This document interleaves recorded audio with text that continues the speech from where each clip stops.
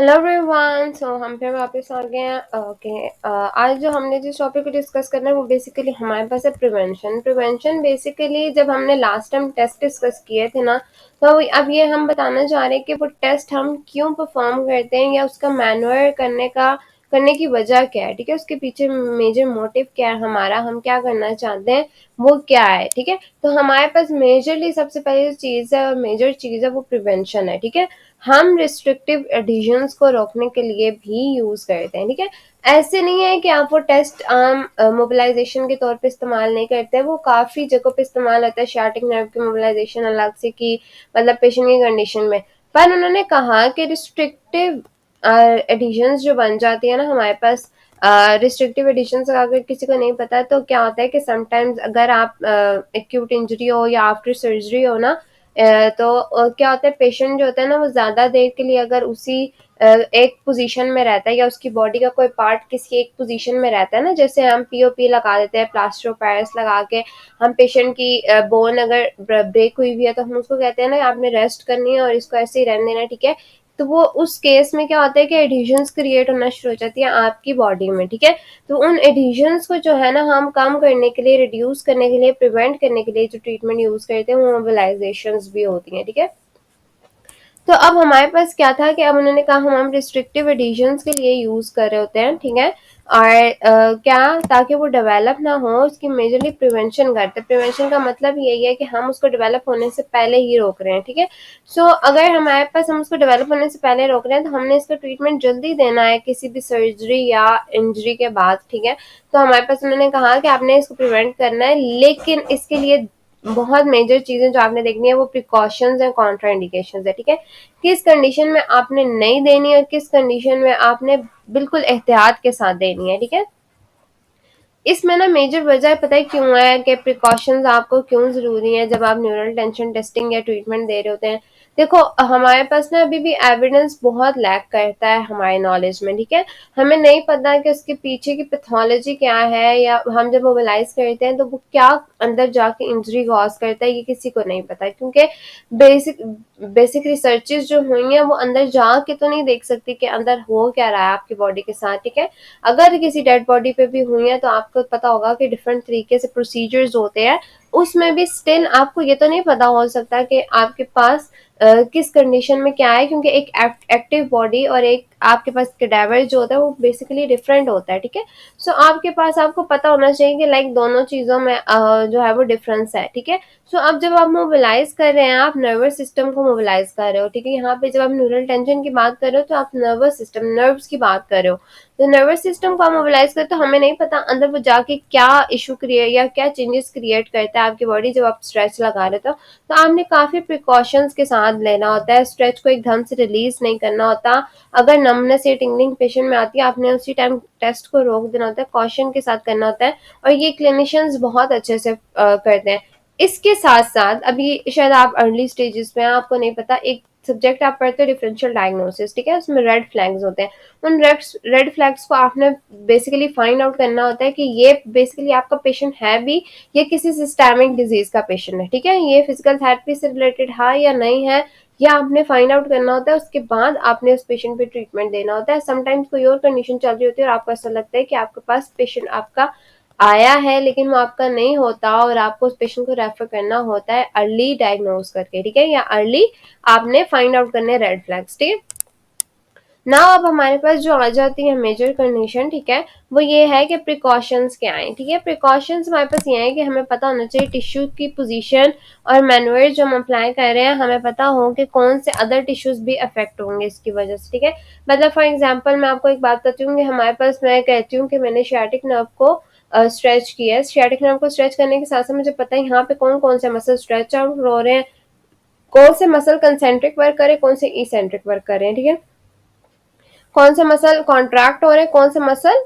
Basically क्या हो रहे हैं, स्ट्रेच्ड आउट हो रहे हैं। तो आपको ये चीजें पता होनी चाहिए कि आपके पास किस पोजीशन में क्या क्या चीजें आ रही हैं, किस किस तरह से पोजीशन है हर जॉइंट की, हर मसल की, ताकि आपके लिए इजी हो और आपको पता हो कि इसमें कौन कौन सी चीजें अफेक्टेड हो सकती हैं। ठीक है, अब आपने टिश्यू की इरिटेबिलिटी को भी रिकॉग्नाइज करना है कि वो इन्वॉल्व है या नहीं है, और आपने सिम्टम्स को ज़्यादा एग्रेवेट नहीं करना, ठीक है। अगर स्लाइटली से आपको पता चल गया ना पेशेंट की कंडीशन यहाँ तक है, आपने फिर उसके थोड़ा सा मिनिमम नीचे जाके आपने ट्रीटमेंट स्टार्ट करना होता है। आपने पेशेंट की कंडीशन को एग्रेवेट नहीं करना, उसके सिम्टम्स बढ़ाने नहीं है एक्सेसिव स्ट्रेस लगा के या आपने रिपीटेटिव मूवमेंट्स करा के उसको नहीं खराब करना, ठीक है। आपने बहुत प्रिकॉशंस के साथ ये काम करना होता है। Third one was the identify करना है कि कंडीशन कहीं वर्स तो नहीं हो रही, ठीक है, और उसकी वर्सनिंग का रेट कैसा है, ठीक है। अगर तो वो वर्सनिंग का रेट इसलिए पता करना होता है,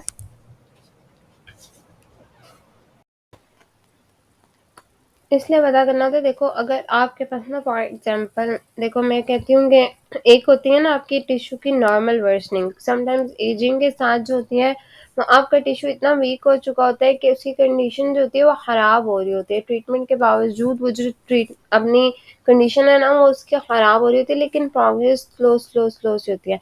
लेकिन एक वर्सनिंग होती है जो आपकी कंडीशन की इट्सेल्फ वजह से हो रही है, ठीक है। एक तो एजिंग की वजह से हो रही है ना, एक कंडीशन इटसेल्फ वर्स हो रही है। जब कंडीशन इटसेल्फ वर्स हो रही है या आपकी वजह से हो रही है, ये सारे फैक्टर्स आपने देखने होते हैं, ठीक है, कि आपकी जो ट्रीटमेंट की वजह से उसकी वजह से वर्स तो नहीं हो रही या आपकी प्रोवोक करने की वजह से ज़्यादा कंडीशन ख़राब हो रही है, ये सारी चीज़ें आपने देखना होता है। इसलिए रैपिडली अगर वर्सनिंग हो रही थी ना कंडीशन तो उसको ज़्यादा केयर चाहिए होती है। आप आहिस्ता आहिस्ता उसके प्रोग्रेस को इंक्रीज करवाते हो, आप फिर उसमें तेज़ी से काम नहीं करते, ठीक है। फिर आप क्या करते हो, फिर आप कंडीशन को आहिस्ता आहिस्ता से आहिस्ता आहिस्ता से रिकवरी की तरफ लेके जाते हो, आप तेजी से कोई काम नहीं करते, ठीक है।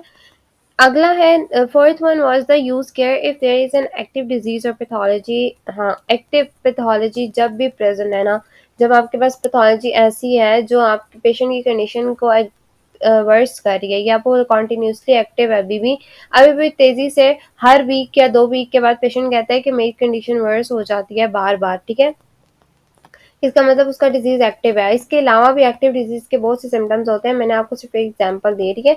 तो एक्टिव होने का मतलब ये है कि डिजीज जो है इटसेल्फ अभी जो है उसमें प्रॉपरली वो क्या कर रहा है, फर्दर डिटोरिएशन या आप कहते हो कि फर्दर डैमेज कॉज कर रहा है, ठीक है।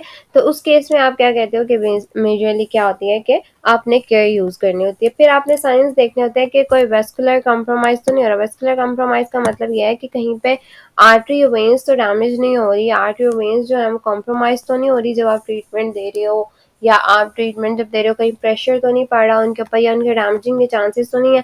तब भी आप देखो किसी भी प्रॉक्सिमिटी के अगर क्लोज है ना हमारे पास वेन्स, नर्व्स, वेन्स या आर्टरीज, तो आपने उसको बहुत ध्यान से करना होता है, ठीक है। आपने अगर तो आपके पास शो नहीं हो रहे ऐसे कोई साइंस जिसकी वजह से आप कहते हो कि हमारे पास कंडीशन खराब हो सकती है, लेकिन अगर स्टिल अगर आपके पास समटाइम्स ऐसा होता है कि आपके एक्सेसिव ट्रीटमेंट की वजह से कोई भी वेन या आर्टरी डैमेज हो जाती है तो उस कंडीशन बहुत पेशेंट कंडीशन बहुत वर्स हो जाती है, ठीक है। और इसमें सडन डेथ भी होती है बहुत सी केसेस में, लेकिन बहुत ज़्यादा रेयर होती है, ठीक है। और आप लोगों ने हर चीज़ की प्रिकॉशंस लेके चलनी होती है, ठीक है। तो इसीलिए कहते हैं कि आपने पहले प्रिकॉशंस और कॉन्ट्राइंडिकेशंस को देखना होता है, पेशेंट की कंडीशन को देख के तब आप जाके क्या करते हो कि, या अगर आपको कॉन्ट्राइंडिकेशंस में स्टिल आपको ऐसी चीज़ें हैं जो शायद प्रिकॉशन कॉन्ट्राइंडिकेशन में भी नहीं आ रही, तो आपने स्टिल उसको काफ़ी हद तक देख के काम करना होता है, ठीक है। कॉन्ट्राइंडिकेशंस जो है ना मेजरली यही है कि एक तो न्यूरोलॉजिकल साइंस हो, एक्यूट हो या अनस्टेबल हो, ठीक है। कोई आपको ऐसा लग रहा हो ना कि न्यूरोलॉजिकल इशू हो सकता है, ठीक है, मतलब ब्रेन से रिलेटेड है, ठीक है। जब आपके पास नर्वस सिस्टम इटसेल्फ इन्वॉल्व है, नर्व्स इन्वॉल्व नहीं है, आपको लगता है कि कहीं पे ब्रेन में इन्वॉल्वमेंट है, समटाइम्स ऐसा होता है कि ट्यूमर हो जाता है पेशेंट को या कैंसरस कोई इशू होता है, तो उसकी वजह से क्या होता है प्रेशर आ रहा होता है नर्व्स के ऊपर, ठीक है। ये एक आपको मैं सिंपल सी एग्जांपल दे रही हूँ, ठीक है। तो उसकी वजह से क्या होता है कि न्यूरोलॉजिकल साइंस आना शुरू हो जाते हैं, ठीक है। तो ये मेजरली आपके पास एक कंडीशन हो सकती है। सेकेंड वन इज द कॉर्डाइक कोना सिम्टम्स। जब कॉर्डाइक कोना के सिम्टम्स हो गए, कॉर्डाइक कोना एक ऐसी कंडीशन है जिसमें स्पाइनल कॉर्ड जो होती है, अगर जिन लोगों को नहीं पता तो स्पाइनल कॉर्ड जो होती है वो ऐसी कॉर्डाइक कोना की जो रीजन होता है कॉर्डाई कॉर्ना का रीजन वो रीजन होता है जहाँ पे आपकी बिल्कुल एंड हो रही होती है स्पाइनल कॉर्ड, ठीक है। स्पाइनल कॉर्ड जहाँ पे एंड होती है, कॉर्डाई कॉर्ना का रीजन होता है, वहाँ पे कोई कुछ सिम्टम्स क्रिएट हो रहे हैं ना, तो यानी बाउल कोई चेंज आ रहा है आपके बाउल या ब्लैडर के फंक्शन में, या आप पेरिनियल सेंसेशंस में इन्वॉल्वमेंट है, तो आप इसमें कंडीशन कॉज करते हैं कि आपको स्पाइनल कॉर्ड इंजरी हो सकती है, न्यूप्लाज्म हो सकता है, जैसे मैंने बात की कोई भी ट्यूमर हो सकता है, कुछ भी हो सकता है, इन्फेक्शन वगैरह, ठीक है। तो आपने यहाँ पे कुछ कंडीशंस को ना देखना होता है, ठीक है। तो ये मेजरली यही चीज़ें हैं कि जिनको आपने देखना है कॉन्ट्रा इंडिकेशन के लिए, कि न्यूरोलॉजिकल कोई भी कंडीशन इन्वॉल्व होगी, या आपकी बॉडी में आपको लगता है स्पाइनल कॉर्ड या ब्रेन से रिलेटेड कोई भी कंडीशन है, तो आपने उसमें फ़ौरन आपने कॉन्ट्रा इंडिकेट कर देना, ठीक है। पेशेंट को ट्रीटमेंट नहीं देना होता, पेशेंट सीधा रेफर होता है न्यूरोलॉजिस्ट के पास, ठीक है। सो मेजरली आपके पास यही चीज़ें होती हैं, ठीक है। ये कुछ प्रिकॉशंस थी जो इम्पोर्टेंट थी, बस कुछ लोग इसको बिल्कुल छोड़ देते हैं, पर ये आपको देखनी होती है हर पेशेंट में, बहुत इंपॉर्टेंट होती है, ठीक है। तो आपने ये चीज़ें हमेशा याद रखनी है पेशेंट पॉइंट ऑफ व्यू से, ठीक है।